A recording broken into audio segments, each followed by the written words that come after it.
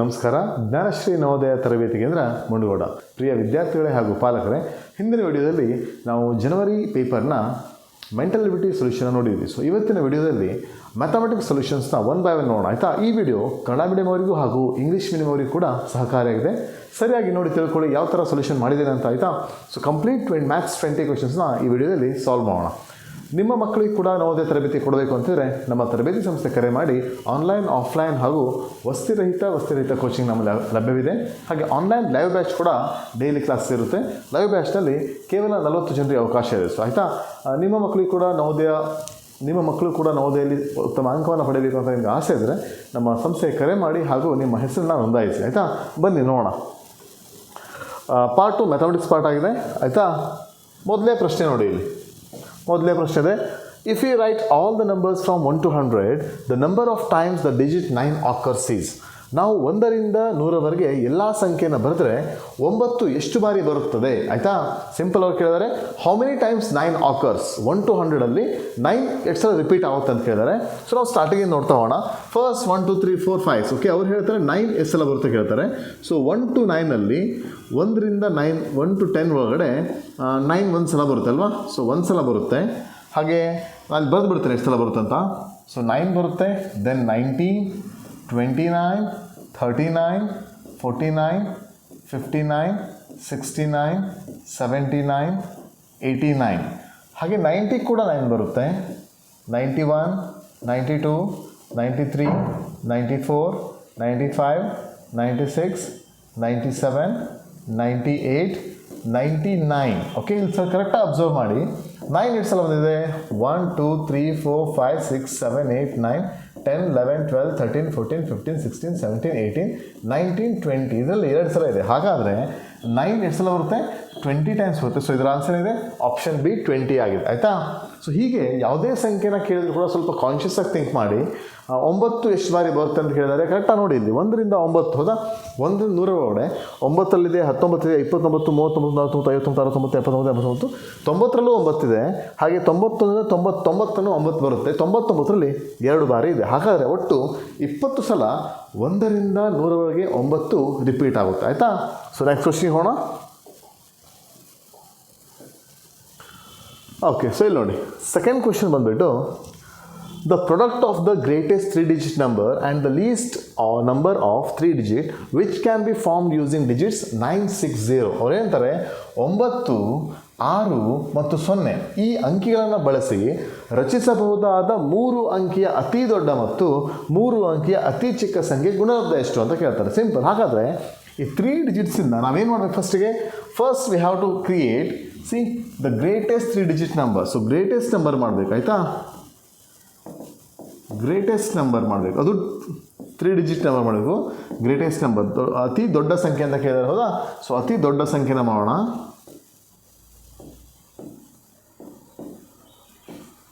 So ದೊಡ್ಡ ಸಂಖ್ಯೆ ಯಾವುದಾಗುತ್ತೆ? So ಯಾವುದೇ ಅಂಕಿಗಳಿಂದ ಅತಿ ದೊಡ್ಡ ಸಂಖ್ಯೆ ಮಾಡಿದರೆ ಆ ಅಂಕಿಗಳನ್ನ ಏನು ಮಾಡಬೇಕು? ಡಿಸೆಂಡಿಂಗ್ ಆರ್ಡರ್ ಬರೀಬೇಕು ನಾವು. ಅತಿ ದೊಡ್ಡ ಸಂಖ್ಯೆ ಅಂದರೆ ಅತಿ ದೊಡ್ಡ ಅಂಕಿಯನ್ನು ಮೊದಲು ಬರೀತೇವೆ. ಸೊ ಆಮೇಲೆ ಅದು ಸ್ವಲ್ಪ ಚಿಕ್ಕದನ್ನು ಬರೀತೇವೆ. ಸೊ ಆಮೇಲೆ ಫುಲ್ ಚಿಕ್ಕದನ್ನು ಬರುತ್ತೆ. ಸೊ ಇದು 960 ಏನಾಗಿದೆ? ಅತಿ ದೊಡ್ಡ ಸಂಖ್ಯೆ ಆಗಿದೆ. 3 ಸಂಖ್ಯೆ ಅಂದರೆ 9 6 0 ಉಪಯೋಗಿಸಿ ಬರೆಯಬಹುದಾದ 3 ಅಂಕೆಯ ಅತಿ ದೊಡ್ಡ ಸಂಖ್ಯೆ ಅಂದರೆ 960 960. ಈಗ ಅವ್ರೇನು ಕೇಳ್ತಾರೆ? ಅತಿ ದೊಡ್ಡ ಆಯಿತು, ಅತಿ ಚಿಕ್ಕ ಸಂಖ್ಯೆ ಕೇಳ್ತಾರೆ. ಅತಿ ಚಿಕ್ಕ ಸಂಖ್ಯೆ ಯಾವುದಾಗಿದ್ರೆ ಅತಿ ಚಿಕ್ಕ ಸಂಖ್ಯೆ ಮಾಡಬೇಕಿದ್ರೆ ನಾವು ಅಸೆಂಡಿಂಗ್ ಆರ್ಡರ್ ಬರ್ತೇವೆ. ಆದರೆ 0ನ ಮೊದಲು ತೊಗೊಂಡು 6 9 ಬರೆದ್ರೆ ಇದು 3 ಅಂಕೆಯ ಸಂಖ್ಯೆ ಅಂತ ಆಗಲ್ಲ. ಇದು ಕೇವಲ 2 ಅಂಕೆಯ ಸಂಖ್ಯೆ ಆಗುತ್ತೆ. ಸೊ ನಮಗೆ 3 ಅಂಕೆಯ ಸಂಖ್ಯೆ ಆಗಬೇಕಂದ್ರೆ ಸ್ಮಾಲ್ ನಂಬರ್ ನೋಡಿ, ಸ್ಮಾಲೆಸ್ಟ್ ನಂಬರ್ 609 ಆಗುತ್ತೆ. ಸೊ ನಾವೇನು ಮಾಡಬೇಕು? ಫಸ್ಟಿಗೆ 6ನ ಹಾಕಬೇಕು. ಆಯಿತಾ? ಸೊ ಫಸ್ಟ್ 0 ಹಾಕಿದಾಗ ಅದು ಕೇವಲ 2-digit ನಂಬರ್ ಆಗಿದೆ ಅಲ್ವಾ? 2-digit ನಂಬರ್ ಆಗಿರೋದ್ರಿಂದ ನಾವು ಈ ನಂಬರ್ನ ತೊಗೊಳ್ಳಿಕ್ಕೆ ಬರಲ್ಲ. ಸೊ ನಮಗೇನಾಗುತ್ತೆ? ಈಗ 2-digit ನಂಬರ್ ತೊಗೊಳ್ಳಿಕ್ಕೆ ಬರಲ್ಲ. ಅವ್ರು ಕೇಳಿದ್ದು 3-digit ನಂಬರ್. ಹಾಗಾದರೆ ಇದರಲ್ಲಿ ಸ್ವಲ್ಪ ದೊಡ್ಡದು ಯಾವುದಿದೆ? 6 ಇದೆ. 6ಅನ್ನು ನಾವು ಮೊದಲನೇ ಸ್ಥಾನ ಕೊಟ್ಟು ಆಮೇಲೆ 0 ಕೊಟ್ಟು 9 ಕೊಟ್ಟರೆ ಇದೇ 3 ಅಂಕೆ ಅತಿ ಚಿಕ್ಕ ಸಂಖ್ಯೆ 906ರಿಂದ ರಚಿಸಬಹುದಾದ 3 ಅಂಕೆ ಅತಿ ಚಿಕ್ಕ ಸಂಖ್ಯೆ. ಅವ್ರೇನು ಕೇಳ್ತಾರೆ? ಇದು ಪ್ರಾಡಕ್ಟ್ ಅಂತ ಕೇಳ್ತಾರೆ. ಸೊ ಪ್ರಾಡಕ್ಟ್ ಅಂದರೆ ಏನು ನೋಡಿ, ಗುಣಲಬ್ಧ ಅಂತ ಕೇಳ್ತಾರೆ. ಆಯಿತಾ? ಪ್ರಾಡಕ್ಟ್ ಅಂದರೆ ಗುಣಲಬ್ಧ ಅಂತ. ಸೊ ಸಮ್ ಅಂದರೆ ಎಡಿಷನ್ ಮಾಡಬೇಕಾಗುತ್ತೆ, ಸಬ್ಸ್ಟ್ರಾಕ್ಷನ್ ಅಂದರೆ ಡಿಫ್ರೆನ್ಸ್ ಕೇಳಿದರೆ ಮೈನಸ್ ಮಾಡಬೇಕಾಗುತ್ತೆ. ಸೊ ಅವ್ರು ಕೇಳಿದ್ದು ಪ್ರಾಡಕ್ಟ್ ಅಂತ. ಸೊ ಇಲ್ಲಿ ಮಾಡೋಣ. ಈಗ 960 × 609ನ ಪ್ರಾಡಕ್ಟ್ ಕೇಳಿದ್ದಾರೆ. ಫಸ್ಟ್ 9ನ ಮಲ್ಟಿಪ್ಲೈ ಮಾಡೋಣ. 9 0s 0, 9 6s 54, 9 9s 81, 81 plus 5 is 86. ಹಾಗೆ ಸೆಕೆಂಡ್ ನಂಬರ್ 0 ಇದೆ. 0 ಇದರಿಂದ 2 ಪ್ಲಸ್ ಕೊಡ್ತೇವೆ, ಇಲ್ಲಿ ಸ್ಕಿಪ್ ಮಾಡ್ತೇವೆ 0ನ. Again 6 0s 0, 6 6s 36, 6 9s 54. 54 plus 3 is 57. Final answer is 0 4 6 14 8 5. So ಹಾಗಾದರೆ 5,84,640 ಬಂದಿದೆ, ಹೌದಾ? ಸೊ ಇಲ್ಲಿದೆ ಆಪ್ಷನ್ ಸಿ ಯಲ್ಲಿದೆ 5,84,640. ಸೊ ಸಿ ಆಪ್ಷನ್ ಸರಿಯಾಗಿದೆ. ಕರೆಕ್ಟರ್ ಕೇಳಿ ಯಾವ ಅಂಕಿಗಳನ್ನು ಕೊಡ್ತಾರೆ, ಅದರಿಂದ ಅತಿ ಚಿಕ್ಕ ಸಂಖ್ಯೆ ಅತಿ ದೊಡ್ಡ ಸಂಖ್ಯೆ ಮಾಡುವಾಗ ಏನು ಮಾಡಬೇಕು? ಸೊ ಮೊದಲು ಅತಿ ದೊಡ್ಡ ಅಂಕಿಯನ್ನು ಬರೀಬೇಕು, ಹಾಗೆ ಸ್ವಲ್ಪ ಚಿಕ್ಕದು ಬರಿತಾ ಹೋಗಬೇಕು. ಇದು ಅತಿ ದೊಡ್ಡ ಸಂಖ್ಯೆ ಇದೆ. ಯಾವುದು ಅತಿ ದೊಡ್ಡ ಸಂಖ್ಯೆ ಇದೆ? ಈ 9 6 ಮತ್ತು 0ನ ಉಪಯೋಗಿಸಿಕೊಂಡು ರಚಿಸಬಹುದು ಅತಿ ದೊಡ್ಡ ಸಂಖ್ಯೆ. ಅತಿ ಚಿಕ್ಕ ಸಂಖ್ಯೆ ಏನು ಮಿಸ್ಟೇಕ್ ಮಾಡ್ತೇವೆ ನಾವು? ಮೊದಲು 0 ಹಾಕಿ 69ನ ಬರೆದ್ಬಿಡ್ತೇವೆ. ಸೊ ಆದರೆ 069 ಸರಿಯಾಗಿದೆ, ಆದರೆ ಇದು 3 ಅಂಕೆಯ ಸಂಖ್ಯೆ ಅಲ್ಲ. 0 ಇರೋದ್ರಿಂದ 0ನ ಮೊದಲನೇ ಪ್ಲೇಸಿಗೆ ಹಾಕಿದರೆ ಅದು 3 ಅಂಕೆಯ ಸಂಖ್ಯೆ ಆಗಲ್ಲ. ಅದು ನಾವೇನು ಮಾಡಿದ್ವಿ? 0ನ ಸೆಕೆಂಡ್ ಪ್ಲೇಸಿಗೆ ಹಾಕಿದ್ವಿ. 609 ಅನ್ನೋದು 3 ಅಂಕೆಯ ಅತಿ ಚಿಕ್ಕ ಸಂಖ್ಯೆ, ಅಂದರೆ ಈ ಅಂಕಿಯನ್ನು ಉಪಯೋಗಿಸಿಕೊಂಡು ರಚಿಸಬಹುದಲ್ಲ ಅತಿ ಚಿಕ್ಕ ಸಂಖ್ಯೆ ಆಗಿದೆ.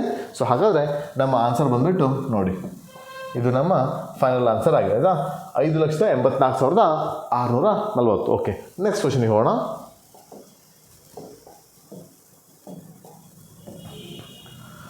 ಓಕೆ, ಸೊ ಇಲ್ಲಿ ನೋಡಿ, ಇಲ್ಲೊಂದು ಸ್ಟೇಟ್ಮೆಂಟ್ ಕೊಟ್ಟಿರೋದು, ಆಯಿತಾ? ಈ ಸ್ಟೇಟ್ಮೆಂಟ್ ಏನಿದೆ ಅಂತ ನೋಡೋಣ.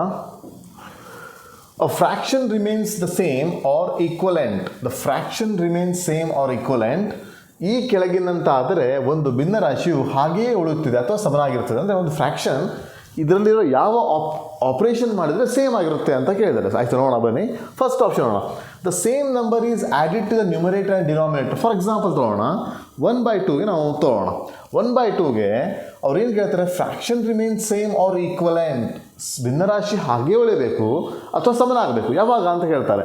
The same number is added to the numerator and denominator. ಅಂದರೆ ಅಂಶ ಮತ್ತು ಛೇದಕ್ಕೆ ಒಂದೇ ಸಂಖ್ಯೆಯನ್ನು ಸೇರಿಸಿದಾಗ ಆಗುತ್ತಾ ನೋಡೋಣ. ಫಾರ್ ಎಕ್ಸಾಂಪಲ್ ಕೂಡಿಸಿದಾಗ ಇದಕ್ಕೆ ನಾವೀಗ 3 ಕೂಡಿಸೋಣ, ಇಲ್ಲೂ ಕೂಡ 3 ಕೂಡಿಸೋಣ. ಸೊ 1 + 3 is 4 ಆಯಿತು, 2 + 3 is 5 ಆಯಿತು. ಇವಾಗ ಈ ಫ್ರ್ಯಾಕ್ಷನ್ ಈಕ್ವಲೆಂಟಾ? ಸಮಾನ ಭಿನ್ನರಾಶಿನ? ಅಲ್ಲ, ಸಮಾನ ಭಿನ್ನರಾಶಿ ಅಲ್ಲ. ಸೊ ಹಾಗಾದರೆ ಮೊದಲನೇ ಸ್ಟೇಟ್ಮೆಂಟ್ ಏನಾಯಿತು? ತಪ್ಪಾಯಿತು. ಮೊದಲನೇ ಸ್ಟೇಟ್ಮೆಂಟ್ ತಪ್ಪಾಗಿದೆ. ಸೊ ಹಾಗೆ ಉಳಿಯಲ್ಲ. ಸೆಕೆಂಡ್ ಸ್ಟೇಟ್ಮೆಂಟಿಗೆ ಬರೋಣ, ಆಯಿತಾ? ಸೆಕೆಂಡ್ ಸ್ಟೇಟ್ಮೆಂಟ್ ಏನು ಕೊಟ್ಟಿದ್ದಾರೆ? ಓಕೆ, ಸೆಕೆಂಡ್ ಸ್ಟೇಟ್ಮೆಂಟ್ ನೋಡೋಣ. ಸೆಕೆಂಡ್ ಸ್ಟೇಟ್ಮೆಂಟ್ ಏನಿದೆ? ಸೆಕೆಂಡ್ ಸ್ಟೇಟ್ಮೆಂಟ್ ಏನಿದೆ ಅಂದರೆ the same number is subtracted. Okay, ಅವ್ರು ಏನಂತಾರೆ? The same number is subtracted. The same number is subtracted from the numerator and the denominator. ಅಂಶ ಮತ್ತು ಛೇದದಿಂದ ಅದೇ ಸಂಖ್ಯೆನ ಕಳೆದಾಗ ನೋಡೋಣ. 1/2ಗೆ ಒಂದು ಸಂಖ್ಯೆನ ಕಳೆಯೋಣ. -1 ಕಳೆದಾಗ ಇದು 0 ಆಯಿತು, ಇದು 1 ಆಯಿತು. ಹಾಗಾದರೆ ಇದು ಫ್ರ್ಯಾಕ್ಷನ್ ಸಮಾನ ಭಿನ್ನರಾಶಿನ? ಅಲ್ಲ. ಸೊ ಹಾಗಾದರೆ ಸೆಕೆಂಡ್ ಆಪ್ಷನ್ ಕೂಡ ತಪ್ಪಾಗಿದೆ, ಆಯಿತಾ? ಮೂರನೇ ಆಪ್ಷನ್ ನೋಡೋಣ. The numerator and the denominator are multiplied by the same number other than 0 ಅಂತ ಹೇಳ್ತಾರೆ. ಅಂದರೆ ಅಂಶ ಮತ್ತು ಛೇದವನ್ನು 0ಯನ್ನು ಹೊರತುಪಡಿಸಿ ಒಂದೇ ಸಂಖ್ಯೆಯಿಂದ ಗುಣಿಸಲ್ಪಟ್ಟಾಗ ಮಾಡಿ ನೋಡೋಣ. ಈ ಫಾರ್ ಎಕ್ಸಾಂಪಲ್ ನಾವು ಒಂದು ಭಿನ್ನರಾಶಿ ತಗೋಣ, 3/4 ಅಂತ ತಗೋಣ. 3/4 ಆಯಿತಾ? 4ನೇ 3 ಅಂತ ನಾವು ಕನ್ನಡದಲ್ಲಿ ಓದ್ತೇವೆ. 3/4 ಇದೆ, ಆಯಿತಾ? ಇದು ನ್ಯೂಮರೇಟರ್ ಪಾರ್ಟ್ ಇದೆ, ಇದು ಡಿನಾಮಿನೇಟರ್ ಪಾರ್ಟ್ ಇದೆ. ಅವ್ರು ಏನಂತಾರೆ? The number and denominator, the numerator and denominator multiplied by the same number. Okay, will multiply. ಈಗ 3ಗೆ ನಾವು 4ಇಂದ ಮಲ್ಟಿಪ್ಲೈ ಮಾಡೋಣ, 4ಗೂ 4ಇಂದ ಮಲ್ಟಿಪ್ಲೈ ಮಾಡೋಣ. ಸೊ ಏನಾಗುತ್ತೆ? 3 4s are 12, 4 4s are 16 out. So we got the new fraction of 12/16 ನಮ್ಗೆ ಸಿಕ್ಕಿದೆ ಈಗ 12/16. ಆದರೆ ಈ ಮಲ್ಟಿಪ್ಲೈ ಮಾಡಿದಾಗ ಭಿನ್ನರಾಶಿಯು ಹಾಗೆ ಉಳಿತಾ ಇದು? ಹಾಗೆ ಅಂತೂ ಇಲ್ಲ, ಆದರೆ ಇದು ಸಮಾನ ಭಿನ್ನರಾಶಿನ ಅಂತ ಚೆಕ್ ಮಾಡಬೇಕು. ಎಕ್ಸಾಕ್ಟ್ಲಿ ನಾವು ಈಕ್ವಲೆಂಟ್ ಫ್ರ್ಯಾಕ್ಷನ್ ಬಗ್ಗೆ ಕಲ್ತೇವೆ, ಹೌದಾ? ಈಕ್ವಲೆಂಟ್ ಫ್ರ್ಯಾಕ್ಷನ್ ಅಂದ್ರೆ ಏನು? ಯಾವುದೇ ಒಂದು ಫ್ರ್ಯಾಕ್ಷನ್ನಿಗೆ ನ್ಯೂಮರೇಟರ್ ಮತ್ತು ಡಿನಾಮಿನೇಟರ್ಗೆ ಒಂದೇ ನಂಬರಿಂದ ನಾವು ಮಲ್ಟಿಪ್ಲೈ ಮಾಡಿದರೆ ಅದಕ್ಕೆ ನಾವು ಬರೋ ಪ್ರಾಡಕ್ಟ್ಗೆ ಈಕ್ವಲೆಂಟ್ ಫ್ರ್ಯಾಕ್ಷನ್ ಅಂತೇವೆ. ಈಗ ನೋಡಲಿಕ್ಕೆ 3/4 ಬೇರೆ ಫ್ರ್ಯಾಕ್ಷನ್ ಇದೆ, 12/16 ಕೂಡ ಬೇರೆ ಫ್ರ್ಯಾಕ್ಷನ್ ಇದೆ. ಆದರೆ ಈ 12/16 ನಾವು ಸಿಂಪ್ಲಿಫೈ ಮಾಡಿದಾಗ, ಅಂದರೆ ಕನಿಷ್ಠ ರೂಪಕ್ಕೆ ತಂದಾಗ 12/16ನ ಬೆಲೆ ಕೂಡ ಏನಾಗಿರುತ್ತೆ? 3/4 ಆಗುತ್ತೆ. ನೋಡಿ ಬೇಕಿದೆ 12 ಮತ್ತು 16 ಯಾವ ಒಂದೇ ಟೇಬಲಿಂದ ಕ್ಯಾನ್ಸಲೇಷನ್ ಆಗುತ್ತೆ? 12 ಮತ್ತು 16 ಯಾವ ಟೇಬಲಿಂದ ಕ್ಯಾನ್ಸಲ್ ಆಗುತ್ತೆ? 4 ಟೇಬಲಿಂದ ಕ್ಯಾನ್ಸಲ್ ಆಗುತ್ತೆ, ಹೌದಾ? ಸೊ 4 ಮಗ್ಗೆಯಲ್ಲಿ ಬರುತ್ತೆ ನೋಡೋಣ. 4 3 12, 4 4 16. ಸೊ ಹಾಗಾದರೆ ಮತ್ತೇನು ಬಂತು ನಮ್ಗೆ ಆನ್ಸರು 3/4 ಪುನಃ ಬಂದಿದೆ. ಅಂದರೆ ಯಾವುದೇ ಒಂದು ಭಿನ್ನರಾಶಿನ ನಾವು ಕನಿಷ್ಠ ರೂಪಕ್ಕೆ ತಂದಾಗ ಅದರ ಮೂಲ ರೂಪ ಅದು ಸಮಾನ ಭಿನ್ನರಾಶಿಯೇ ಆಗಿರುತ್ತೆ. ಹಾಗೆ ಯಾವುದೇ ಒಂದು ಭಿನ್ನರಾಶಿಗೆ ಒಂದೇ ಸಂಖ್ಯೆಯಿಂದ ಅಂಶಕ್ಕೂ ಮತ್ತು ಛೇದಕ್ಕೂ ಗುಣಿಸಿದಾಗ ಬರುವ ಒಂದು ಹೊಸ ಭಿನ್ನರಾಶಿ ಈ ಕೊಟ್ಟ ಭಿನ್ನರಾಶಿಯ ಸಮಾನ ಭಿನ್ನರಾಶಿಯಾಗಿರ್ತದೆ. ಭಿನ್ನರಾಶಿಗಳು ನೋಡ್ಲಿಕ್ಕೆ ಬೇರೆ ಇದ್ದರೂ ಕೂಡ ಅದರ ಮೌಲ್ಯ ಒಂದೇ ಆಗಿರುತ್ತೆ. ಆಯಿತಾ? The fractions are looking different, but the thing is the value of the fraction won't change. Okay, when you multiplied the number, the numerator and denominator, when you multiply the same number to numerator as well as the denominator, the product of the fraction won't change, the value won't change, but the number will different. ಆಯ್ತಾ? ನೋಡಿ ನೋಡ್ಬೋದಾ? ನಾವು ಮತ್ತೊಂದು example ತೊಗೊಳ್ಳೋಣ. 1/2ಗೆ into 6 ಮತ್ತು into 6 ಮಾಡೋಣ. ಆಯಿತಾ? ನೋಡಿ ಒಂದೇ ಸಂಖ್ಯೆನ ಏನು ಮಾಡ್ಲಿಕ್ಕೆ ಅಂಶ ಮತ್ತು ಛೇದಕ್ಕೆ ಗುಣಿಸ್ಲಿಕ್ಕೆ 1 6 6, 2 6 12 ಆಗಿದೆ. ಸೊ ನಮ್ಗೆ ನೀವು ಫ್ರ್ಯಾಕ್ಷನ್ ಸಿಕ್ಕಿದೆ 6/12. 6/12 ಅಂದರೂ ಒಂದೇ, 1/2 ಅಂದರೂ ಒಂದೇನಾ? ಎಕ್ಸಾಕ್ಟ್ಲಿ 1/2 ಅಂದರೂ ಒಂದೇ, 6/12 ಅಂದರೂ ಒಂದೇ. ಸಂಖ್ಯೆ ನೋಡ್ಲಿಕ್ಕೆ ಬೇರೆ ಇದ್ದರೂ ಕೂಡ ಅದು ವ್ಯಾಲ್ಯೂ ವಿಲ್ ಸೇಮ್. ನೋಡಿ ನೀವು 6/12ನ ಕನಿಷ್ಠ ರೂಪಕ್ಕೆ ಮಾಡಿದಾಗ ಅಂದರೆ ಕನ್ವರ್ಟ್ ಇಂಟು ಸಿಂಪ್ಲೆಸ್ಟ್ ಫಾರ್ಮ್ ಮಾಡಿದಾಗ ನೋಡಿ ಬೇಕಾದ್ರೆ 6 1s 6 2s. ಸೊ ತಿರ್ಗಾ ಏನು ಬಂದು ನಮಗೆ 1/2ನೇ ಸಿಕ್ಕಿದೆ. ಸೊ 1/2 ಸಿಕ್ಕಿದೆ ಅಂದರೆ 1/2 ಇಲ್ಲ ಆಲ್ರೆಡಿ ಇತ್ತು ಹೌದಾ? ಸೊ ನೆನಪಿರಲಿ, ಇದರ ಆನ್ಸರ್ ಏನಾಗುತ್ತೆ? ಸಿ ಆಗುತ್ತೆ. The numerator and the denominator are multiplied by the same number other than 0. 0ನ ಹೊರತುಪಡಿಸಿ ಒಂದೇ ನಂಬರಿಂದ ನ್ಯೂಮರೇಟರ್ ಮತ್ತು ಡಿನಾಮಿನೇಟರ್ಗೆ ಮಲ್ಟಿಪ್ಲೈ ಮಾಡಿದಾಗ ಅಂಶ ಮತ್ತು ಛೇದಕ್ಕೆ ಗುಣಿಸಿದಾಗ ಬರೋ ಏನು ಫ್ರ್ಯಾಕ್ಷನ್ ಇರುತ್ತೆ ಅದು ಆ ಭಿನ್ನರಾಶಿಯ ಸಮಾನ ಭಿನ್ನರಾಶಿ ಆಗಿರುತ್ತೆ. ಆಯಿತಾ? ಭಿನ್ನರಾಶಿಯ ಬಗ್ಗೆ ತುಂಬ ಹೆಚ್ಚಿನ ಮಾಹಿತಿನ ಬೇಕಾದರೆ ನಿಮಗೆ ನಮ್ಮ ಆನ್ಲೈನ್ ಕ್ಲಾಸ್ ಸದ್ಯದಲ್ಲೇ ಶುರು ಆಗ್ತಾ ಇದೆ. ಸೊ ನೀವು ನಮ್ಮ ಆನ್ಲೈನ್ ಕ್ಲಾಸ್ಗೆ ಎನ್ರೋಲ್ ಆಗಿ, ಅಥವಾ ನಾವು ಯೂಟ್ಯೂಬಲ್ಲಿ ಕೆಲವೊಂದು ವೀಡಿಯೋಸ್ನ ಹಾಕ್ತೇನೆ, ಅದರಿಂದ ನೀವು ಸುಲಭವಾಗಿ ಮನೆಯಲ್ಲೇ ಕುಳಿತು ನವೋದಯ ತರಬೇತಿಯನ್ನು ಪಡೆಯಬಹುದು. ಆಯಿತಾ? ಸೊ ಇವಾಗ ನೀವು ಒಳ್ಳೆಯ ಅವಕಾಶ ಇದೆ. ಈಗ ನಮ್ಮ ತರಬೇತಿ ಸಂಸ್ಥೆ ನಿಮ್ಮ ಹತ್ತಿರದಲ್ಲಿ ಇಲ್ಲ, ಆದರೆ ನೀವೇನು ಮಾಡ್ಬೋದು, ನಮ್ಮ ಸಂಸ್ಥೆಗೆ ಕರೆ ಮಾಡಿ ನಮ್ಮಿಂದ ಆನ್ಲೈನ್ ಕ್ಲಾಸ್ ಪ್ಯಾಕೇಜ್ನ ಯಾವಾಗ ಶುರು ಆಗುತ್ತೆ ಅಂತ ಕೇಳಿಕೊಂಡು ಪಡೆದುಕೊಳ್ಳಿ. ಡೀಟೇಲ್ ಅನಾಲಿಸಿಸ್ನ ನಾನು ಮಾಡ್ಕೊಡ್ತೇನೆ. ಆಯಿತಾ? ಪ್ರತಿಯೊಂದು ವಿಷಯದ ಬಗ್ಗೆ ಸೂಕ್ಷ್ಮವಾಗಿ ಪ್ರತಿಯೊಂದನ್ನು ಕಲಿಸ್ತೇನೆ. ಇದರಿಂದ ನಿಮ್ಗೆ ತುಂಬ ಉಪಕಾರಿಯಾಗಿದೆ. ನೀವು ಕೆಲವೊಂದು ಡೆಮೋ ಕ್ಲಾಸ್ನ ನೋಡಿ ನಮ್ಮದು ಹೇಗಿರುತ್ತೆ ಅಂತ. ಡೆಮೋ ಕ್ಲಾಸ್ ನಿಮಗೆ ಇಷ್ಟ ಆದರೆ ಕಂಟಿನ್ಯೂ ಮಾಡಿ. ಆಯಿತಾ? ಸೊ ಆದರೆ ನಿಮ್ಮ ವಿದ್ಯಾರ್ಥಿಗಳಿಗೆ ಅಥವಾ ನಿಮ್ಮ ಮಕ್ಕಳಿಗೆ ಇದೊಂದು ಉತ್ತಮ ಅವಕಾಶ ಅಂತ ಹೇಳ್ಬೋದು. ಡೀಟೇಲ್ ಅನಾಲಿಸಿಸ್ ಆಗಿ ಪ್ರತಿಯೊಂದು ಗಣಿತದ ಪ್ರತಿಯೊಂದು ಟಾಪಿಕ್ನ ಸರಿಯಾಗಿ ಕಲಿಬೋದು.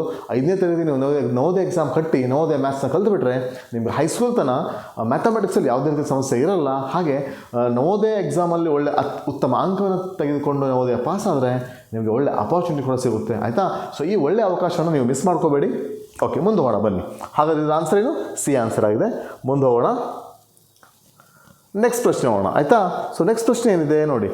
If 4392 divide by 3.6 the answer is then 439.2 divided by 36.6 is equal to what ಅಂತ ಕೇಳಿದಾರೆ. ಅಂದರೆ ಇದರ ಆನ್ಸರ್ ಇದಾದರೆ ಇದರ ಆನ್ಸರ್ ಏನು, ಇದರ ಬೆಲೆ ಇದಾದರೆ ಇದರ ಆನ್ಸರ್ ಏನು ಅಂತ ಕೇಳ್ತಾರೆ. ನಮ್ಗೆ ಜಾಸ್ತಿ ತಲೆ ಕೆಡಿಸೋ ಅವಶ್ಯಕತೆ ಇಲ್ಲ. ಈಗ ಅವ್ರು ಇದನ್ನು ಕೊಡ್ತಾರೆ, ಅವರು ಇದರ ಮುಖಾಂತರ ನೋಡ್ಲಿಕ್ಕೆ ಹೋದರೆ ಬಿಂದುಗಳ ಚಲನೆಯನ್ನು ಗಮನಿಸಬೇಕಾಗ್ತದೆ. ಅಂದರೆ ಬಿಂದುಗಳ ಎಷ್ಟು ದಶಾಂಶ ಸ್ಥಾನವನ್ನು ಹೊಂದಿದೆಯಲ್ಲ ಅದರ ಪ್ರಕಾರ ನೋಡ್ಲಿಕ್ಕೆ ಹೋದರೆ ಮಕ್ಕಳಿಗೆ ಕನ್ಫ್ಯೂಷನ್ ಆಗುತ್ತೆ. ಸೊ ಇಂಥ ಕ್ವಶನ್ ಬಂದಾಗ ಮಕ್ಕಳು ಜಾಸ್ತಿ ತಲೆ ಕೆಡಿಸ್ಕೊಳ್ದೆ ಸುಮ್ಮನೆ ಯಾವುದೋ ಒಂದು ಆಪ್ಷನ್ ಟಿಕ್ ಮಾಡೋಕ್ಕಿಂತ, ಅಂದರೆ ಕೆಲವರು ಏನು ಮಾಡ್ತಾರೆ, ಇದನ್ನು ಅನಾಲಿಸಿಸ್ ಮಾಡ್ಲಿಕ್ಕೆ ಹೋಗ್ತಾರೆ ನೀಟಾಗಿ. ಸೊ ಅಷ್ಟೆಲ್ಲ ಅವಶ್ಯಕತೆ ಇಲ್ಲ.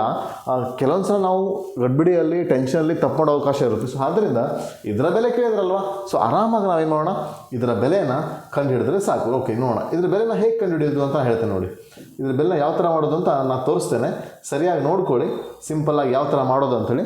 ಸೊ ಕ್ವಶನ್ ಇದೆ 439.2 439.2 ಡಿವೈಡೆಡ್ ಬೈ 36.6 ಅಂತಿದೆ. ಆಯಿತಾ? ಸೊ ನಿಮಗೆ ಡೆಸಿಮಲ್ ಡಿವಿಷನ್ ಅಂತ ಹೇಳ್ತೇವೆ, ಇದು ದಶಮಾಂಶದ ಭಾಗಾಕಾರ. ಆಯಿತಾ? ದಶಮಾಂಶದ ಭಾಗಾಕಾರ ಮಾಡುವಾಗ ಸೊ ನಾವೇನು ಮಾಡ್ತೇವೆ ನೋಡಿ, ಇಲ್ಲಿ ದಶಮಾಂಶದ ಭಾಗಾಕಾರವನ್ನು ಮಾಡುವಾಗ ಫಸ್ಟ್ ನಾವು ಈ ಥರ ಬರ್ಕೋಬೇಕು. 439.2 ಡಿವೈಡೆಡ್ ಬೈ 36.6 ಅಂತ ಬರ್ಕೋತೇವೆ. ಸೊ ನಾವು 36.6ಇಂದ ಡಿವೈಡ್ ಮಾಡ್ತಾ ಇದ್ದೇವೆ. ಸೊ ನೆನಪಿರಲಿ, ದಶಮಾಂಶದ ಭಾಗಾಕಾರ ಮಾಡುವಾಗ ಡಿನಾಮಿನೇಟ್ರಲ್ಲಿ ಯಾವುದೇ ರೀತಿ ಡೆಸಿಮಲ್ ಪಾಯಿಂಟ್ನ ಇರಬಾರ್ದು.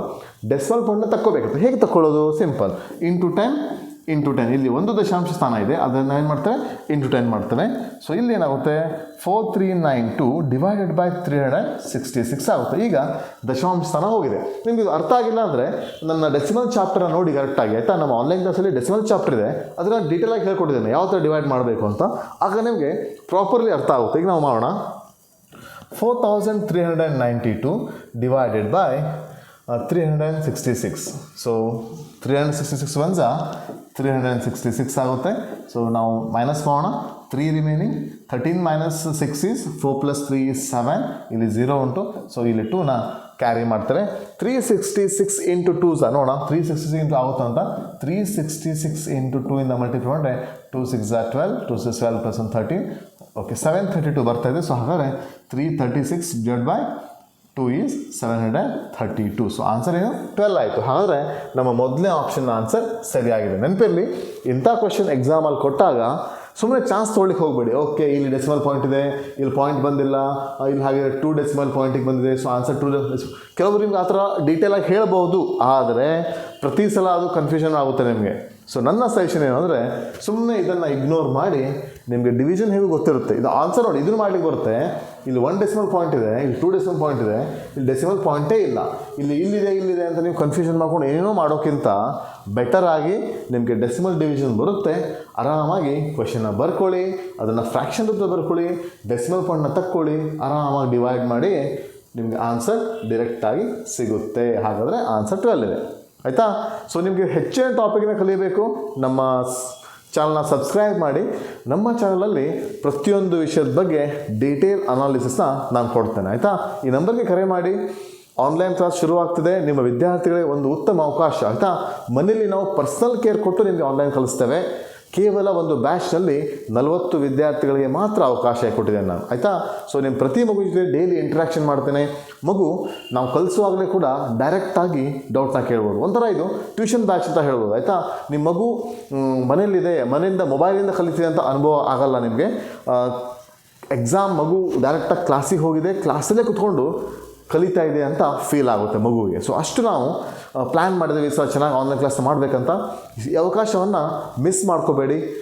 ನಮಗೂ ಕೂಡ ಒಂದು ಒಳ್ಳೆಯ ಉಪಯೋಗ ಆಗುತ್ತೆ, ಇದರಿಂದ ನಮಗೆ ಸಪೋರ್ಟ್ ಮಾಡೋಂಗೆ ಆಗುತ್ತೆ ಇನ್ನೂ ಹೆಚ್ಚಿನ ಕ್ಲಾಸ್ ಮಾಡಲಿಕ್ಕೆ, ಆಯಿತಾ. ಸೊ ನಿಮ್ಮಲ್ಲಿ ನಾವು ವಿನಂತಿ ಮಾಡ್ಕೊಳ್ಳಿಕ್ಕತ್ತೇನೆ. ನೋಡಿ ನೆಕ್ಸ್ಟ್ ನೋಡೋಣ, ನೆಕ್ಸ್ಟ್ ಕ್ವೆಶನ್ ನೋಡೋಣ. ಓಕೆ, ಸೊ ಇಲ್ಲಿ ನೋಡಿ, the perimeter of square is equal to the perimeter of rectangle of length 17 metre and the breadth 11 metre. The area of square in metre square is ಅಂತ ಕೇಳಿದ್ದಾರೆ, ಆಯಿತಾ. ಪ್ರಶ್ನೆ ಒಂದ್ಸಲ ಸರಿಯಾಗಿ ಓದಿ.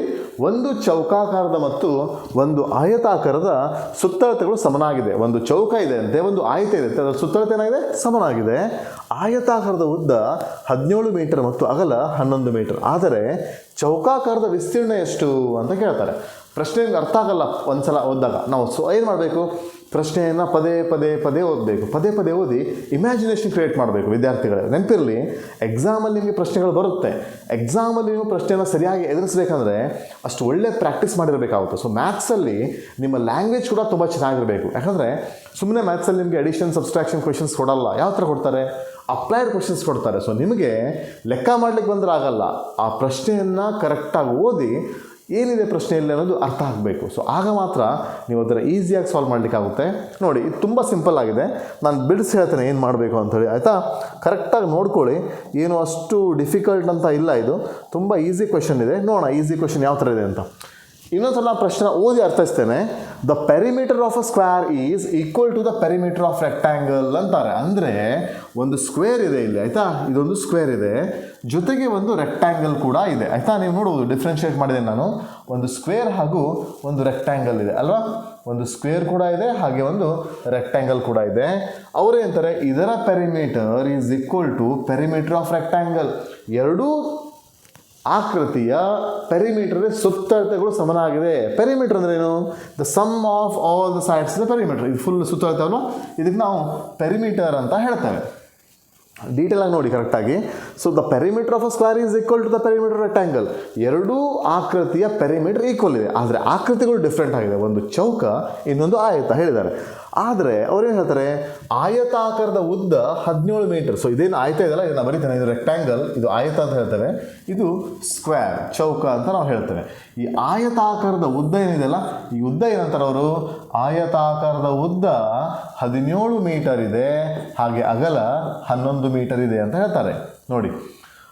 ಆದರೆ ಚೌಕಾಕಾರದ ವಿಸ್ತೀರ್ಣ ಎಷ್ಟು ಅವ್ರು ಏನು ಕೇಳಿದ್ದಾರೆ, ಸೊ ವಿಸ್ತೀರ್ಣ ಎಷ್ಟು ಅಂತ ಕೇಳ್ತಾರೆ. ಯಾವುದ್ರ ವಿಸ್ತೀರ್ಣ ಕೇಳ್ತಾರೆ, ಚೌಕದ ವಿಸ್ತೀರ್ಣ ಎಷ್ಟು ಅಂತ ಕೇಳ್ತಾರೆ. ಸೊ ನೋಡಿ ಅವ್ರು ಕೇಳಿದ್ದು ಚೌಕದ ವಿಸ್ತೀರ್ಣ ಅಂದರೆ ಏರಿಯಾ ಆಫ್ ಸ್ಕ್ವೇರ್ ಅಂತ ಕೇಳಿದ್ದಾರೆ. ಏರಿಯಾ ಆಫ್ ಸ್ಕ್ವೇರ್ ಏನು, ಏರಿಯಾ ಆಫ್ ಸ್ಕ್ವೇರ್ ಏನು ಕೇಳ್ತಾರೆ. ಸಿಂಪಲ್, ಏನೇನು ಕೊಟ್ಟಿದ್ದಾರೆ ನೋಡೋಣ. ಒಂದು ಚೌಕ ಇದೆ, ಒಂದು ಆಯತ ಇದೆ. ನಮಗೆ ಗೊತ್ತಿರೋ ಹಾಗೆ ಚೌಕದ ಸುತ್ತಳತೆ ಹಾಗೂ ಆಯತ ಸುತ್ತಳತೆ ಸಮನಾಗಿದೆ. ಸೊ ಇದ್ರದ್ದು ಸುತ್ತಳತೆ ಸಮನಾಗಿದೆ. ಹಾಗಾದರೆ ಚೌಕದ ಸುತ್ತಳತೆ ಎಷ್ಟಾಗುತ್ತೆ ಅಂತ ನಾವು ನೋಡಬೇಕು, ಆಯಿತಾ. ಚೌಕದ ಸುತ್ತಳತೆ ಗೊತ್ತಾದರೆ ನಮಗೆ ಚೌಕದ ವಿಸ್ತೀರ್ಣ ಈಸಿಯಾಗಿ ಗೊತ್ತಾಗುತ್ತೆ. ಸೊ ಸ್ಟೆಪ್ ಬೈ ಸ್ಟೆಪ್ ಹೇಳ್ತಾನೆ. ಇದರಲ್ಲಿ ನಮಗೆ ಫಸ್ಟ್ ಚೌಕದ ವಿಸ್ತೀರ್ಣ ಬೇಕಾದರೆ ಏನು ಮಾಡಬೇಕು, ಚೌಕದ ವಿಸ್ತೀರ್ಣ ಬೇಕಾದರೆ ಚೌಕದ ವಿಸ್ತೀರ್ಣ ಸೂತ್ರ ಬರಬೇಕು. ಚೌಕದ ವಿಸ್ತೀರ್ಣ ಸೂತ್ರ ಏನಿದೆ, ಬಾಹು ಗುಣಿಸು ಬಾಹು ನೆನಪಿರಲಿ, ಬಾಹು ಗುಣಿಸು ಬಾಹು ಆಗಿದೆ. ಸೊ ನಮಗೆ ಸೈಡ್ ಇಂಟು ಸೈಡ್ ಅಂತ ಹೇಳ್ತೇವೆ, ಸೈಡ್ ಇಂಟು ಸೈಡ್. ನಾವು ಏನಾದರೂ ಚೌಕದ ವಿಸ್ತೀರ್ಣವನ್ನು ಕಂಡುಹಿಡಬೇಕಂದ್ರೆ ನಮಗೆ ಮೊದಲನೇದಾಗಿ ಚೌಕದ ಬಾಹು ಗೊತ್ತಿರಬೇಕು. ಚೌಕದ ಬಾಹು ಗೊತ್ತಾದರೆ ಈಸಿಯಾಗಿ ನಾವು ವಿಸ್ತೀರ್ಣವನ್ನು ಕಂಡುಹಿಡಿಯಬಹುದು, ಆಯಿತಾ. So we need to find the area of square. Okay, when the side is given of the square easily we can find out the area of the square.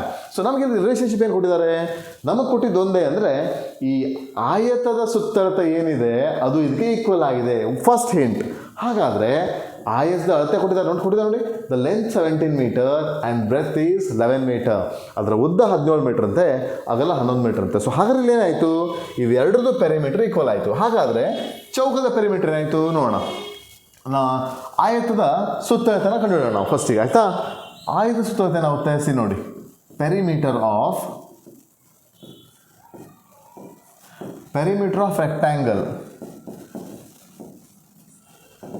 Perimeter formula ಏನು, 2 ಇಂಟು ಲೆಂತ್ ಪ್ಲಸ್ ಬ್ರೆತ್ ಅಂತ ನಾವು ಹೇಳ್ತೇವೆ. 2 ಗುಣಿಸು ಉದ್ದ plus ಅಗಲ, ಆಯಿತಾ. So ಆಯತದ ಸುತ್ತಳತೆ ನಾವು ಕಂಡುಹಿಡೋಣ. ನಾವು ಬರಿತೇನೆ ಆಯತದ ಸುತ್ತಳತೆ. ಓಕೆ, ಏನಾಗಿದೆ, 2 ಗುಣಿಸು ಉದ್ದ ಪ್ಲಸ್ ಅಗಲ ಅಂತ ಆಗುತ್ತೆ.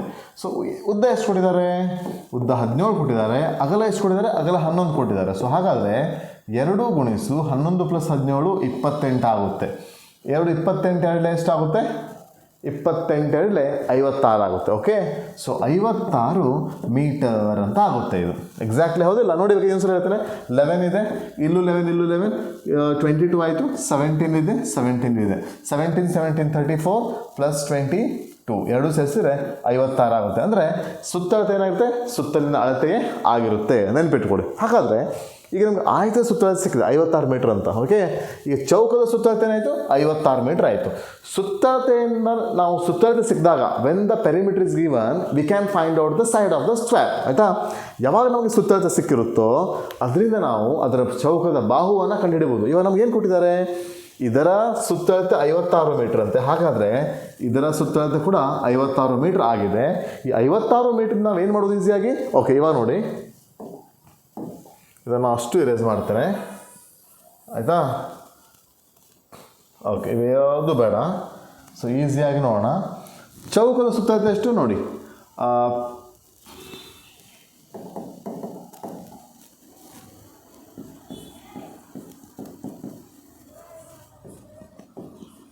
Perimeter of square is equal to 56 metre ಅಂತ, ಆಯಿತಾ. Perimeter is what is the formula of perimeter. ಚೌಕದ ಸುತ್ತಳತೆ ಸೂತ್ರ ನೋಡೋಣ. ಚೌಕದ ಸುತ್ತಳತೆಯ ಸೂತ್ರ ನೋಡಿ,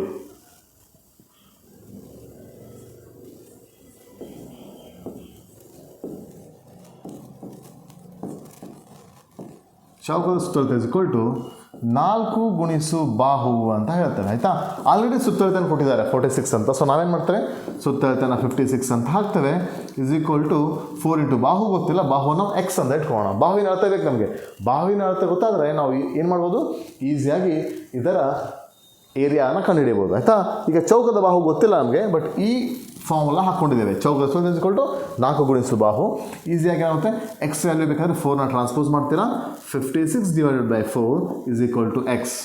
4 1s 4, 1 ರಿಮೈನಿಂಗ್, 4 4s 16. ಸೊ ಹಾಗಾದರೆ x = 14 ಮೀಟರ್ ಅಂತ ಬಂತು. ಹಾಗಾದರೆ ಚೌಕದ ಒಂದು ಬಾವಿನ ಅಳತೆ ಎಷ್ಟು? 14 ಮೀಟರ್. ಈ 14 ಮೀಟರಿಂದ ನಾವೇನು ಮಾಡ್ತೇವೆ ಈಗ? ಸೊ ನೋಡಿ ಕರೆಕ್ಟಾಗಿ ನೋಡ್ಕೊಳ್ಳಿ. ಈ 14 ಮೀಟರಿಂದ ಬಾಹು ಸೈಡ್ ಸಿಕ್ತು ನಮಗೆ. ಸೈಡ್ 14 ಮೀಟರ್ ಅಂತ ಸಿಕ್ಕಿದೆ. ಅಂದರೆ ಬಾಹು ನಮಗೆ ಆಲ್ರೆಡಿ ಸಿಕ್ಕಿದೆ 14 ಮೀಟರ್ ಅಂತ.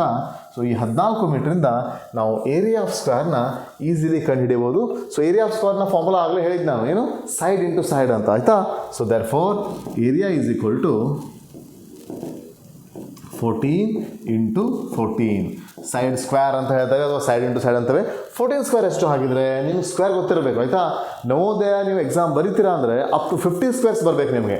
1 ಸ್ಕ್ವೇರ್ 1, 2 ಸ್ಕ್ವೇರ್ 4, 3 ಸ್ಕ್ವೇರ್ 9, 4 ಸ್ಕ್ವೇರ್ 16, ಈ ಥರ ಅಪ್ ಟು 50 ಬರಬೇಕು. ಸೊ ಆಗ ಗೊತ್ತಿದ್ರೆ ಇಂಥ ಲೆಕ್ಕಕ್ಕೆಲ್ಲ ಈಸಿಯಾಗಿ ನೀವು ಟೈಮ್ ವೇಸ್ಟ್ ಮಾಡೋದು ಉಳಿಯುತ್ತೆ. 14 ಸ್ಕ್ವೇರ್ ಎಷ್ಟು ಹೇಳಿ ನೋಡುವ? 14 ಸ್ಕ್ವೇರ್ ಈಸ್ 196. ಹೌದಾ? ನೋಡಿ ಇಲ್ಲಿ 14 ಸ್ಕ್ವೇರ್ ಈಸ್ 196. 14 × 14 ಈಸ್ 196. ಯಾವತ್ತೂ ನಾವು ಏರಿಯಾನ ಮೀಟರ್ ಸ್ಕ್ವೇರ್ ಅಂತ ಬರೀತೇವೆ, ಅಥವಾ ಸ್ಕ್ವೇರ್ ಮೀಟರ್ ಹೀಗೂ ಬರಿಬೋದು. ಮೀಟರ್ ಸ್ಕ್ವೇರ್ ಹೀಗೂ ಬರಿಬೋದು, ಅಥವಾ ಸ್ಕ್ವೇರ್ ಮೀಟರ್ ಅಂತಲೂ ಬರಿಬೋದು. ಅಂದರೆ ಕನ್ನಡದಲ್ಲಿ ಚದರ್ ಮೀಟರ್ ಅಂತ ನಾವು ಬರಿತೇವೆ, ಆಯಿತಾ? ಚದರ್ ಮೀಟರ್. ಸೊ 196 ಚದರ್ ಮೀಟರ್ ಆನ್ಸರ್ ಆಗಿದೆ. ಸೊ ಆಪ್ಷನ್ ನಂಬರ್ ಎ ಸರಿಯಾದ ಉತ್ತರ ಇಲ್ಲಿ, ಹೌದಿಲ್ಲ? ಎ ಅಲ್ಲಿ ಕೊಟ್ಟಿದ್ದಾರೆ 196 ಅಂತ ಆನ್ಸರ್ ಇದೆ. ಇನ್ನೊಂದು ಸಲ ಎಕ್ಸ್ಪ್ಲೇನ್ ಮಾಡ್ತೀನಿ ನೋಡಿ. ಇಲ್ಲಿ ಪ್ರಶ್ನೆಯಲ್ಲಿ ಒಂದು ಚೌಕ ಮತ್ತು ಆಯತದ ಪೆರಿಮೀಟರ್ ಒಂದೇ ಅಂತ ಕೊಡ್ತಾರೆ, ಅಂದರೆ ಸುತ್ತಳತೆ ಒಂದೇ ಅಂತ ಕೊಡ್ತಾರೆ. ಆದರೆ ಚೌಕದ ಬಗ್ಗೆ ನಮ್ಗೆ ಏನೂ ಮಾಹಿತಿ ಗೊತ್ತಿರಲ್ಲ. ಆದರೆ ರಿಲೇಷನ್ ಕೊಟ್ಟಿದ್ದಾರೆ. ಚೌಕ ಮತ್ತು ಆಯತಕ್ಕೆ ಒಂದು ಸಂಬಂಧ ಏನು? ಚೌಕದ ಸುತ್ತಳತೆ ಮತ್ತು ಆಯತದ ಸುತ್ತಳತೆ ಒಂದೇ ಇದೆ. ಆಯತದ ಬಾಹುಗಳನ್ನ ಕೊಟ್ಟಿದ್ದಾರೆ, ಆಯಿತಾ? ಉದ್ದ ಎಷ್ಟು, ಅಗಲ ಎಷ್ಟು. ಸೊ ನಾವೇನು ಮಾಡಿದ್ವಿ? ಆಯತದ ಬಾಹುವಿಂದ ಆಯತದ ಸುತ್ತಳತೆ ಅಂದ್ಕೊಂಡಿದ್ವಿ. ಆ ಸುತ್ತಳತೆನ ಚೌಕಕ್ಕೆ ಹಾಕಿದ್ವಿ, ಬಿಕಾಸ್ ಚೌಕದ ಸುತ್ತಳತೆ ಸೇಮ್ ಆಗಿದೆ. ಚೌಕದ ಸುತ್ತಳತೆಯ ಫಾರ್ಮುಲಾವನ್ನು ತಗೊಂಡು ನಾವು ಅದರ ಬಾಹುವನ್ನು ಕಂಡುಹಿಡ್ಕೊಂಡ್ವಿ. ಸೊ ಬಾಹು ಸಿಕ್ಕ ಮೇಲೆ ನಾವು ಏನು ಮಾಡೋದು? ಈಸಿಯಾಗಿ ಅದರ ವಿಸ್ತೀರ್ಣವನ್ನು ಕಂಡುಹಿಡಿಯಬಹುದು, ಆಯಿತಾ? ಸೊ ನಿಮಗೇನಾದರೂ ಈ ಟಾಪಿಕ್ ಬಗ್ಗೆ ತುಂಬ ಡೀಟೇಲಾಗಿ ಕಲಿಬೇಕು, ಆಯಿತಾ? ಏರಿಯಾ ಪೆರಿಮೀಟರ್ ಪ್ರತಿ ವರ್ಷ ಕೂಡ 1 ಇಲ್ಲ 2 ಕ್ವೆಶ್ಚನ್ ಪಕ್ಕಾ ಕೊಡ್ತಾರೆ ಎಕ್ಸಾಮ್ಸಲ್ಲಿ, ಆಯಿತಾ? ನೀವು ಹಳೆ ಕ್ವೆಶ್ಚನ್ ಪೇಪರ್ನ ಡೀಟೇಲ್ ಮಾಡಿ ನೋಡಿ. ಪ್ರತಿ ಎಕ್ಸಾಮ್ಸಲ್ಲೂ ಈ ಕೆಲವೊಂದು ಪ್ರಶ್ನೆಗಳ ಮೇಲೆ ಡೆಫಿನೆಟಾಗಿ ಕ್ವೆಶ್ಚನ್ಸ್ ಬಂದಿದ್ದಾವೆ, ಆಯಿತಾ? ಈಗ ಹೋದ ವರ್ಷನೂ ಕೂಡ ಬಂದಿದೆ ನೋಡಿ, ಮೊನ್ನೆ ಬಂದಿದೆ, ಅದಕ್ಕೂ ಹೋದ ವರ್ಷ ಕೂಡ ಬಂದಿದೆ. ಸೊ ನೆಕ್ಸ್ಟ್ ಇಯರ್ ಕೂಡ ಬರ್ಬೋದು. ಇಂಪಾರ್ಟೆಂಟ್ ಕ್ವೆಶ್ಚನ್ ಇದು. ಅದಕ್ಕೆ ನೀವು ಡೀಟೇಲಾಗಿ ಸ್ಕ್ವೇರ್ ಇರ್ಬೋದು, ರೆಕ್ಟ್ಯಾಂಗಲ್ ಇರ್ಬೋದು, ಏರಿಯಾ ಪೆರಿಮೀಟರ್ ಅನ್ನೋ ವಾಲ್ಯೂಮ್ ಅನ್ನೋ ಟಾಪಿಕ್ನ ಸರಿಯಾಗಿ ಕಲಿಯಬೇಕಾಗುತ್ತೆ. ಉತ್ತಮ ಅವಕಾಶ ಇದೆ, ಸರಿಯಾಗಿ ಕಲಿಯಿರಿ ಇದನ್ನು, ಆಯಿತಾ? ಸೊ ಇದು 5 ಕ್ವೆಶ್ಚನ್ ಸೊಲ್ಯೂಷನ್ ಆಯಿತು. ಇಂದು ಉಳಿದ ಕ್ವೆಶ್ಚನ್ನ ನೆಕ್ಸ್ಟ್ ವಿಡಿಯೋದಲ್ಲಿ ನಾನು ಎಕ್ಸ್ಪ್ಲೇನ್ ಮಾಡ್ತೇನೆ. ನಿಮಗೆ ನಮ್ಮ ವಿಡಿಯೋ ಲೈಕ್ ಆಗಿದ್ದರೆ ಅಥವಾ ನಾವು ಕಲಿಸಿದ್ದು ನೀಟಾಗಿ ಅರ್ಥ ಆಗಿದ್ದರೆ ವಿಡಿಯೋನ ಲೈಕ್ ಮಾಡಿ, ನಿಮ್ಮ ಫ್ರೆಂಡ್ಸ್ ಜೊತೆ ಶೇರ್ ಮಾಡಿ, ಆಯಿತಾ? ಹಾಗೆ ನಿಮಗೇನಾದರೂ ನಮ್ಮ ನವೋದಯ ಕೋರ್ಸ್ನ ಪಡಿಬೇಕು ಅಂತ ಆಸಕ್ತಿ ಇದ್ದರೆ ನಮ್ಮ ನಂಬರ್ಗೆ ಕರೆ ಮಾಡಿ. ಇವತ್ತೇ ಕರೆ ಮಾಡಿ, ಯಾಕಂದರೆ ನಾವು ಜೂನ್ ಮೊದಲನೇ ವಾರದಿಂದ ಆದಷ್ಟು ಬೇಗ ತರಗತಿಗಳನ್ನ ಶುರು ಮಾಡ್ತಾ ಇದ್ದೇವೆ. ನಮಗೆ 40 ಸ್ಟ್ರೆಂತ್ ಸಿಕ್ಬಿಟ್ರೆ ನಾವು ಆದಷ್ಟು ಬೇಗ ಶುರು ಮಾಡ್ತೇವೆ ಲೈವ್ ಕ್ಲಾಸಸ್ಸಿಗೆ. ಸೊ ಆದಷ್ಟು ನೀವು ನಿಮ್ಮ ಸೀಟ್ನ ಕಾಯ್ದಿರಿಸಿ. 2-3 ಬ್ಯಾಚಸಲ್ಲಿ ಕ್ಲಾಸಸ್ ಆಗುತ್ತೆ. ಬೆಳಗ್ಗೆ ಕ್ಲಾಸ್ ಇರುತ್ತೆ, ಈವ್ನಿಂಗ್ ಕ್ಲಾಸ್ ಇರುತ್ತೆ. ಸೊ ನಿಮ್ಮ ಸ್ಕೂಲಿಗೂ ತೊಂದರೆ ಆಗಲ್ಲ. ಸ್ಕೂಲ್ ವರ್ಕ್ ಮಾಡಿ ಬಂದು ಸಂಜೆ ಸಮಯದಲ್ಲಿ ಆರಾಮಾಗಿ ಪೇಷನ್ಸಿಂದ ಕ್ಲಾಸ್ನ ಕೇಳ್ಬೋದು. ಉತ್ತಮ ಅವಕಾಶವನ್ನು ಹಾಳು ಮಾಡ್ಕೋಬೇಡಿ. ಪಾಲಕರಲ್ಲಿ ವಿನಂತಿ, ನಿಮ್ಮ ಮಕ್ಕಳಿಗೆ ಉತ್ತಮ ಕೋರ್ಸ್ನ ಆಯ್ಕೆ ನಿಮ್ಮದಾಗಿದೆ. ನೀವು ನೋಡಿ ನಮ್ಮ ವೀಡಿಯೋಸ್ ನಿಮ್ಮ ಮಕ್ಕಳಿಗೆ ತೋರಿಸ್ತೀವಿ ಒಂದ್ಸಲ, ಹೇಗೆ ಅರ್ಥ ಆಗುತ್ತೆ ಕೇಳಿ. ಅರ್ಥ ಆದರೆ ಓಕೆ, ಅರ್ಥ ಆಗಿದ್ರೆ ನಾವು ಮತ್ತೆ ಎಕ್ಸ್ಪ್ಲೇಷನ್ ಮಾಡ್ತೇವೆ, ಆಯಿತಾ? ಸೊ ನಿಮ್ಮ ಮಗು ನಮ್ಮ ವಿಡಿಯೋನ ಇಷ್ಟಪಟ್ಟು ಕಲಿತಾ ಇದೆ ಅಂದರೆ ಅದೇ ನಮಗೆ ದೊಡ್ಡ ಸಂತೋಷದಾಯಕ ವಿಚಾರ ಆಗಿದೆ. ಸೊ ಧನ್ಯವಾದಗಳು.